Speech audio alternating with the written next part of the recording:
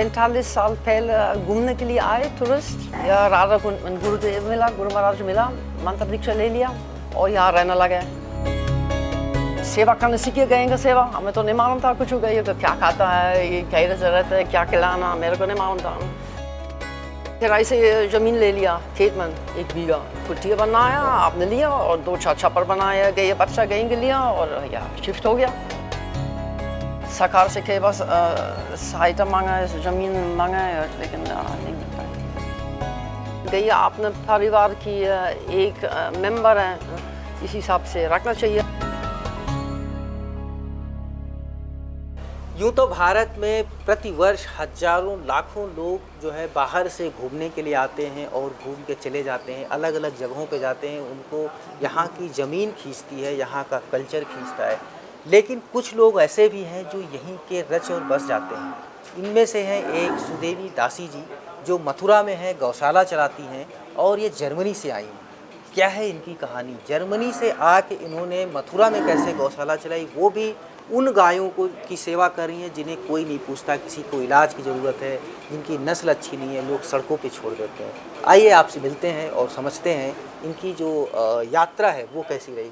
आपका बहुत बहुत स्वागत है माता सुदेवी जी। धन्यवाद।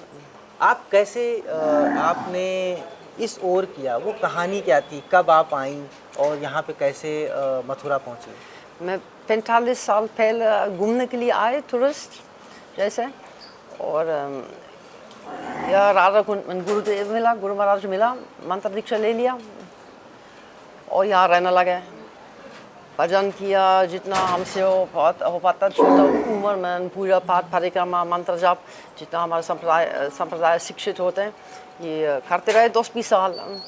फिर उसी समय शुरू में तो मैं जब आया तो ये छोड़ता नहीं था, बच्चा नहीं छोड़ते थे, रखता नहीं था, इतना पुराना समय है। और करीब 10-20 साल यहाँ रहने के बाद फिर रोड पर बच्चा मिलने लगे।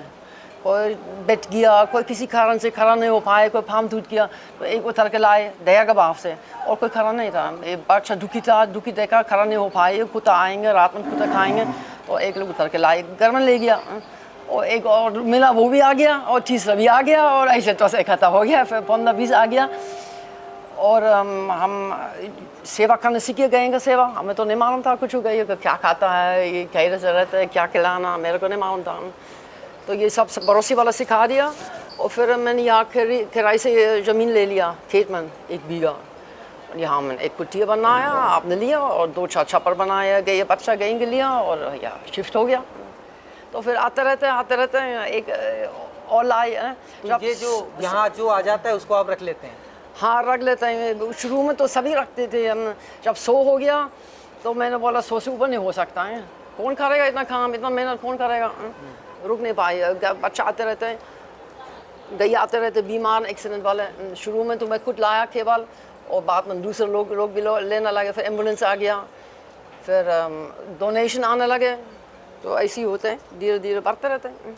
अब ऐसी स्थिति है, हमारी जगह छोटा है और गई बहुत है और जो गई सही हो रहा था, गापुर गया सही हो रहा था, इनको दूसरे गोशर में देना पड़ता है क्योंकि जगह नहीं है हमारा, और ना पैसा हमारा 20,000 का पालन करने का हमारा समाप्त भी नहीं है।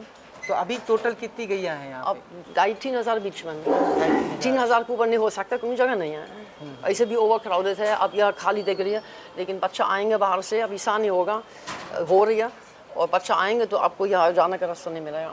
जी, जब आप जर्मनी से आ रही थी तो आपके घर वाले उनको लेने के लिए नहीं आए? जब आपने दीक्षा ले ली, वो क्या कहानी थी? आपका मन कैसे लगा हिंदुस्तान में? मन लग गया तो भजन खाने में, मैं सोचा भगवान देखूंगा। अच्छा। ये भगवान प्राप्त करना इतना लंबा रास्ता है, ये हमें नहीं मालूम था। और अब इसी में लग गया, फिर बाद में गए का प्रेम भर गया। आपने कहाँ तक आपकी स्टडी वगैरह कितनी हुई है? मैं BA तक स्टडी किया। तो आपने जर्मनी में ही स्टडी हुई है? हाँ। फिर इतना करके मैंने बोला और कुछ करने से, यूनिवर्सिटी में पढ़ने से पहले मैं दुनिया तक जाऊंगा। माता पिता बोला ठीक है, वो घूम के आओ, लेकिन फिर वापस आए नहीं। तो माता पिता कुछ नहीं हुआ, लेकिन अब हमें तो रहना था यहाँ। तो आप अभी जर्मनी जाते रहते हैं? हाँ, अब एक बार तो बहुत साल नहीं गया, लेकिन अब तो हर साल एक बार जाता हूँ। तो अभी आप फैमिली से आप टच अब में? फैमिली नहीं, कोई माता पिता मर गया नहीं तो और कोई ना, और कोई नहीं, कोई नहीं ना और कोई नहीं। अब यहाँ पे इसको जैसे 2,500-3,000 गाय को पालना बड़ा कठिन काम होता है, उनकी सेवा करना, उनको खाना खिलाना, तो बड़ी समस्या होती है। हर गाय तो दूध देती नहीं है, नहीं तो कैसे मैनेज करती हैं आप? तो हर गाय दूध, हम तो दूध बिक्री नहीं करता, दूध की बिक्री नहीं ना, करते? हम तो 12 बच्चा पीते हैं सब।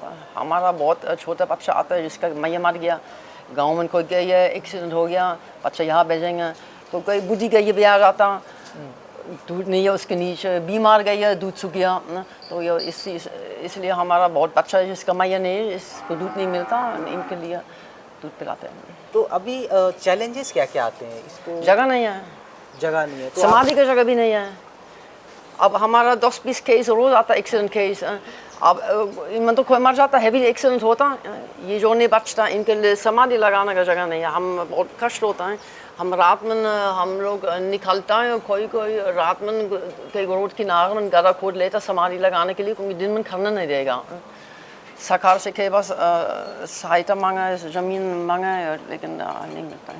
जब आप शुरुआत में आपने शुरू किया तो आप तो भ्रमण करने वाले थे, ठीक है, गाय पाली, लेकिन आप एक ही जगह क्यों? आप तो भारत के अलग अलग शहरों में, अलग अलग राज्यों में आपको एक्सप्लोर करना था, आपको हिंदुस्तान अच्छा लगा, मथुरा ही क्यों? मथुरा ही क्यों? यह ब्रजभूमि है, भगवान कृष्ण का लीला स्थान है। आप मैं यहाँ मंत्र दीक्षा ले लिया तो राधा कृष्ण हमारा इष्ट है, हम इनका भजन करता हूँ। जब शुरुआत आपने करी यहाँ पे तो चुनौती कैसी आई, मतलब किस तरह के प्रॉब्लम्स कुछ आई होंगी? अब जवान उम्र में लड़की अकेला घूमना परेशान तो है ये तो सब क्या इस तरह की घटनाएं होती? ना घटना तो नहीं हो कुछ, लेकिन अब लड़का देखते और ऐसे ऐसा लड़का का स्वभाव है, इसे तो अच्छा नहीं लगता, आपको परेशान तो तो हुआ अकेले, मतलब यहाँ पे आप कैसे यहाँ पे मैनेज कैसे करते थे? जंगल है, अब तो सड़क बन गई है, पहले तो पूरा जंगल होगा। पहले खतरा था, पहले बदमाश का डर था। कभी कोई ऐसी घटना हुई क्या? हाँ हुआ है, एक कैसे, बार, क्या हुआ? एक बार आया रात में सब पैसा चोरी किया। अच्छा, अब तो मोबाइल है सब जगह में और पुलिस भी सब जगह में देखता है, अब तो नहीं होता कुछ, अब तो तब नहीं है। अभी गवर्नमेंट से कुछ मदद मिलती है आपको? नहीं मिलता, रन करने में ना सहायता तो नहीं मिलता। तो कैसे अब इसको 2,500-3,000 को खिलाते कैसे? डोनेशन से, डोनेशन लोगों डोनेशन देता, लोगों आता और पसंद आता इनका सेवा देखे, और कोई पैसा देता, कोई सामान देता, कोई सामान बेच देता, भूसा, हरा चारा, खल चोकर, कोई सामान खरीद के यहाँ बेच देता है, और कोई आता पैसा देते हैं, कोई ट्रांसफ़र करे बैंक पर। आप तो इतनी गायों की सेवा करती हैं, फिर यहाँ के लोग जो है गायों को लेके इतना आप लोग खुला छोड़ देते हैं। ये गाय तो किसानों की ही हैं, तो क्या लगता है कि लोग गायों को प्रेम कम करते हैं, दिखावा ज़्यादा करते हैं? हाँ, इतना स्वार्थ के नहीं होना चाहिए। गैया अपने परिवार की एक मेंबर है, इस हिसाब से रखना चाहिए। अब आपने मैं ये बुद्धि हो जाता तब रोज में थोड़ी बताएंगे छोड़ के, तो गैया भी नहीं छोड़ना चाहिए। बुद्धि होने के बाद जब दूध नहीं दे सकता या बीमार हो गया तो दवाई दिलाना और सेवा करना चाहिए, लेकिन तो आपके ऐसा नहीं होता, करता नहीं है यार, महंगा भी है। आपके माता पिता ने क्या कहा जब आपने बताया कि अब हमने दीक्षा ले ली है? वो तो चाहते कि जी वापस आ जाए। उन्होंने वापस आपको बुलाने का प्रयास नहीं किया? करेंगे क्या, बोल सकता तो है। तो अब आगे इसको आपने हाईटेक कैसे बना रखा है, कैसे नज़र रखते हैं? 2,500 आशा ठाकुर जी कृपा से ज़मीन मिल जाए, खरीद तो नहीं सकता क्योंकि ज़मीन इतना महंगा हो गया प्रजमन, लेकिन कोई शायद मिल जाए, कोई और या शायद पैसा भी इकट्ठा हो जाए। इतनी है अभी तो नहीं है, इतना डोनेशन थोड़ी आता कि ज़मीन खरीद सकता। एक दिन ज़मीन मिल जाए और तो इसको और अच्छे से चलता रहेगा, या ओवर क्राउडेड है। सरकार ने तो आपको आपके काम को बड़ा वो किया, पद्मश्री वगैरह तक दिया, तो उसके बाद से कुछ आया बदलाव इसमें?